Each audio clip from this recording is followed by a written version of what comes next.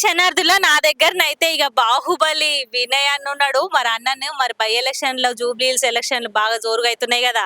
ఇక మరి ఆ ఎలక్షన్లలా ఎవరు గెలుస్తారు, ఎవరు ఓడతారు, మరి నవీన్ అన్న గెలుతాడా గెలవడా?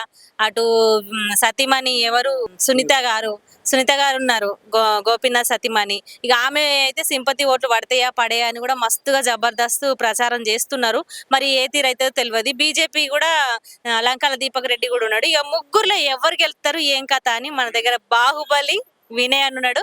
అన్నని అడిగి తెలుసుకుందాం. అన్న చెప్పన్న, ఎట్లా ఎవరు గెలుస్తారంటారు? దానికి ఎందుకు ఇంకా సంకించుడు ఇదంతా? నవీన్ అన్ననే గెలుస్తాడు, కాంగ్రెస్ పార్టీ గెలుస్తుంది.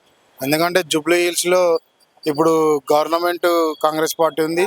మరి నవీన్ అన్నకి Congress party MLA Jubilee hills ticket ఇచ్చారు కాబట్టి 100% జూబ్లీ హిల్స్ లో నవీన్ అన్ననే గెలుస్తాడు. దానికి మరి ఇప్పుడు బీఆర్ఎస్ కూడా బాగానే అంటే కేటీఆర్ తిరిగిన కాడి నుంచి మొత్తం బైపోల్ ఓటింగ్ అంటే పడుతుందంట అని వాళ్ళు అనుకుంటారు. ఎవరు పార్టీ వాళ్ళు గెలుస్తామని మేము అనుకుంటారు. కేటీఆర్ అంటాడు, కేసీఆర్ అంటారు, అందరు అంటారు. కానీ నవీన్ అన్న జూబ్లీ హిల్స్ లో చేసినటువంటి సేవా కార్యక్రమాలు కానీ, నవీన్ అన్న చేసినటువంటి మంచి పనులు కానీ, నవీన్ అన్న 2 సార్లు ఎమ్మెల్యేగా ఓడిపోయి కూడా 20 సంవత్సరాల నుండి ఎమ్మెల్యే కంటే ఎక్కువ సేవా కార్యక్రమాలు చేసిండు కాబట్టి నవీన్ అన్న 100%. జూబ్లీహిల్స్ ప్రజలు కొంతమంది అయితే అబ్బాయి ఇవి ఎలక్షన్లు సీఎం ఎలక్షన్లా ముఖ్యమంత్రి ఎలక్షన్లా ఈ తీరు చేస్తున్నారు, ఇంత హైప్ చేస్తున్నారు, ఏంటి నాకు అర్థమైతలేదని మస్తు మంది మాట్లాడుతున్నారు బయట.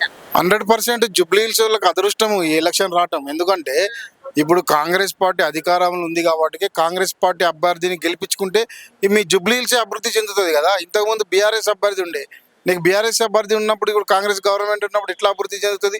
ఇప్పుడు కాంగ్రెస్ పార్టీని గెలిపించుకుని నవీన్ గెలిపించుకుంటే ఇంకా 3 సంవత్సరాల టైం ఉంది కాబట్టి అభ్యర్థిని గెలిపించుకుంది ఆ జూబ్లీహిల్స్ ప్రజలే కాబట్టి మళ్ళీ మిగతా మూడేళ్లకు ఇప్పుడు ఏదో కాలం జల్లక ఇప్పుడు 3 ఏళ్లకు మళ్ళీ ఇంకొకళ్ళని ఎందుకు ఎన్నుకుంటారు? బీఆర్ఎస్ ఎన్నుకుంటే ఏమి లాభమ్మా?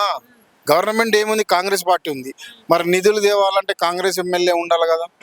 ఇప్పుడు ప్రభుత్వంతో మంచిగా ఉండి మంచిగా పనులు చేయించుకునే వాళ్ళు కావాలి. ఆపోజిషన్ గెలిపించుకుంటే జూబ్లీ హిల్స్ కి ఏం అభివృద్ధి చెందుతుంది? అదే కాంగ్రెస్ పార్టీ ఎమ్మెల్యేని గెలిపించుకుంటే ఆయన అక్కడ రాష్ట్రం నుండి నిధులు తెచ్చే అవకాశం ఉంటుంది, జూబ్లీ హిల్స్ డెవలప్ అవుతుంది.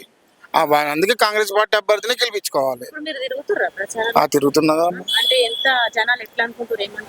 100% ఈసారి మాత్రం నవీన్ యాదవ్ కి గెలిపిద్దామని చెప్పి జూబ్లీ హిల్స్ ప్రజలు ఆల్రెడీ డిసైడ్ అయిపోయి ఉన్నారు. 11వ తారీఖు అల్టిమేట్ గా వచ్చి రపరప గుద్ది వెళ్ళిపోతారు అంతే. కాంగ్రెస్ చేతి గుద్ది ఇక తగ్గేదే లేదు. 50,000 నుండి 1,00,000 వరకు మెజార్టీ వస్తుంది. 100% వస్తుంది. మీరు చూడండి. మైనార్టీది ఒకటే ఉంటుందమ్మా. మీరు ఎక్కడైనా చూసుకోండి, హైదరాబాద్ లో కాదు భారతదేశం మొత్తం చూడండి. ఎంఐఎం పార్టీ ఎవరికి ఏమంటే వాళ్ళకే ఇస్తారు. మైనార్టీ వాళ్ళు గుంజుకున్నాడు, వీళ్ళు గుంజుకున్నాడు.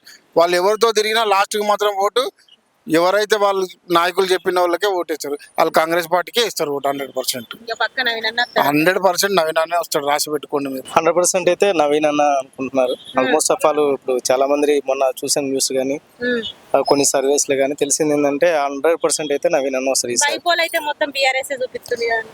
సో మాకైతే యూత్ యాజ్ యూజువల్గా ఏంటంటే మేము రేమతనగర్లో ఉంటాం యాక్చువల్గా.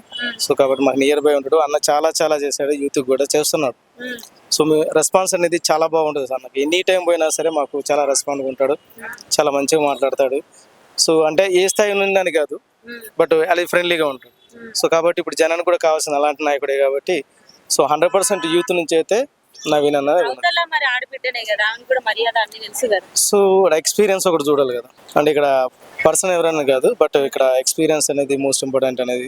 సో కొత్త క్యాండిడేట్ వాళ్ళు చేస్తారా లేదా అనేది లేదు. ఒకటి ఇక్కడ పదవి ఇంపార్టెంట్ కదండి, మాకు కావాలి కదా. సో మాకు ఏం చేస్తారన్నది మోస్ట్ ఇంపార్టెంట్. ఎస్, అది మాకు కావాల్సింది. ఎవరికైనా నాట్ ఓన్లీ మీ, ఎవరికైనా సరే కావాల్సింది అంటే మాకేం చేస్తారు, మాకేం ఇస్తారని కాదు, మాకేం చేస్తారు. మీరు చూసినంతలా మొత్తం ప్రచారాలు ప్రతి రైతుల అన్న మీద కూడా దుష్మన్ బాగా అవుతుంది. మరి ఎట్లుండబోతుంది అంటావు తర్వాత గెలిచినాక గెలవకపోయినా? సో 100% అయితే నవీన్ అన్న ఈసారి అయితే 100% కదా, no doubt at all. Special 100% కావాలంటే ఆ తర్వాత వచ్చిన తర్వాత మళ్ళీ ఒకసారి కాంటాక్ట్ లో ఉంటాను. ఇదే ఇంటర్వ్యూ అనే వస్తాను. Don't worry about it. కావచ్చు, కానీ ఇప్పుడు మొత్తం ఎలక్షన్ లా ఆయన మీద మొత్తం ప్రచారం అయితే ఘోరమే. సో మొన్నటిదాకా నవీన్ అనే అది ఉండండి, ఇంకా అన్న ఉన్నాడు. యాక్చువల్ గా ఏ రకమైన జరుగుతుందో తెలియదు, బట్ మా పాయింట్ ఆఫ్ వ్యూలో మీ ఉన్నది ఏంటంటే అంత పాజిటివ్నే ఉంది. సో ఇప్పుడున్న క్యాండిడేట్స్ కూడా అంటే సింపుల్గా చెప్పాలంటే ఉన్న 3 క్యాండిడేట్స్లలో నవీన్ అన్న అందరికి స్ప్రెడ్ అయ్యారు, అందరికి తెలుసు. ఎంత అంటే మెజారిటీ ఎంత వస్తుంది అనుకుంటారు మరి, ఎంత గెలుస్తుంది? ఆ మెజారిటీ అయితే బంపర్ మెజారిటీ వస్తుంది, బంపర్ 100%. ఈసారి అయితే ఆఫర్ ఇస్తారు ఇప్పుడు ప్రజలకి. ఇస్తాడు అన్న ఇస్తాడు. మీది కూడా అదే ధైర్యంగా పోయి అడుగుతాం కూడా, అన్న ఇస్తాడు కూడా, చేస్తాడు 100% చేస్తాడు. మీరు వెళ్తురా మొత్తం ప్రచారానికి? అప్పుడప్పుడు వెళ్తున్నాం యాక్చువల్లీ, అంటే మనం ఖాళీగా ఉన్నప్పుడల్లా కంపల్సరీగా సో పోయేసి పార్టిసిపేట్ చేస్తుంటాం. సో అలా ఉంటుంది. లైక్ చేయండి, షేర్ చేయండి, సబ్స్క్రైబ్ చేయండి. మరిన్ని వీడియోల కోసం బెల్ సింబల్ పై క్లిక్ చేయండి.